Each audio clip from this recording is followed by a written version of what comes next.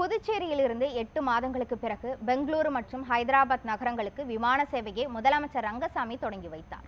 புதுச்சேரியிலிருந்து பெங்களூரு மற்றும் ஹைதராபாத் நகரங்களுக்கு விமான சேவை வழங்கி வந்த ஸ்பேஸ் ஜெட் நிறுவனம் போதிய வரவேற்பின்மை காரணமாக விமான சேவையை கடந்த மார்ச் மாதம் நிறுத்தியது. இந்த நிலையில் இண்டிகோ நிறுவனம் 72 பேர் பயணிக்கக்கூடிய விமான சேவையை தொடங்கியுள்ளது. அதன்படி பெங்களூருவில் இருந்து புதுச்சேரி வந்தடைந்த விமானத்திற்கு தண்ணீர் பீச்சு அடித்து வரவேற்பு அளிக்கப்பட்டது.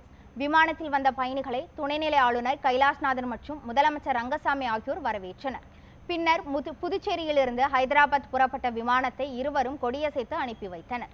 இதனைத் தொடர்ந்து பேசிய முதலமைச்சர் ரங்கசாமி, விமான நிலைய விரிவாக்கம் தொடர்பாக தமிழக முதலமைச்சரிடம் மீண்டும் கோரிக்கை வைக்க உள்ளதாகவும், புதுச்சேரியிலிருந்து பல்வேறு பகுதிகளுக்கு விமானங்கள் இயக்க நடவடிக்கை எடுக்கப்பட்டு வருவதாகவும் தெரிவித்தார்.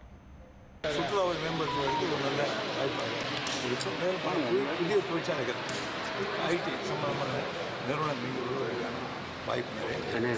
பெங்களூர் ஹைதராபாத் போகுது சார். அடுத்து பெங்களூர், மதுரை, தூத்துக்குடி, கொச்சின், கேலிக்கட்டு, திருவனந்தபுரம் இந்த மாதிரி தான் நல்லா இருக்கும்ன்றது. சென்னை சென்று சென்னை மூலமாக கொச்சின் போகிறதுக்கு வாய்ப்பும் இருக்கின்றது. சென்னைக்கு சென்று சென்னையிலேருந்து நம்ம விஜயவாடா, ராஜேந்திர டிசம்பருக்கு வாய்ப்பு, கோவா, அது எல்லா சாத்தியங்களும் ஆராயப்பட்டு இந்த விமான நிலையம் விரிவாக்கம் பணிகள் தொடர்பு நடவடிக்கை எடுக்கணும். இண்டிகோ ஃப்ளைட் தானே, நார்மல் கம்ஃபர்ட் இருக்குது, அண்ட் தென் டைம் கீப் பண்ணுவாங்க. இண்டிகோ ஃப்ளைட் இப்போ தான் ஃபஸ்ட்டு விட்றாங்க. ஃபஸ்ட்டு நாளில் ரொம்ப நல்லா இருந்தது. புது ஃப்ளைட்டு நல்லா கவனிக்கிறாங்க. நல்லா சூப்பராக இருக்குது. திருப்பி ரிட்டர்ன் இண்டிகோவில் வந்து ரேட்லாம் உங்களுக்கு எப்படி இருக்குது? ரேட்டும் பரவாயில்ல. ரேட்டு 3300 தான். இல்லைன்னா நம்ம சென்னை போய் சென்னையிலேருந்து வரணும். இது பரவாயில்ல, பெங்களூர்லேருந்து டைரெக்டாக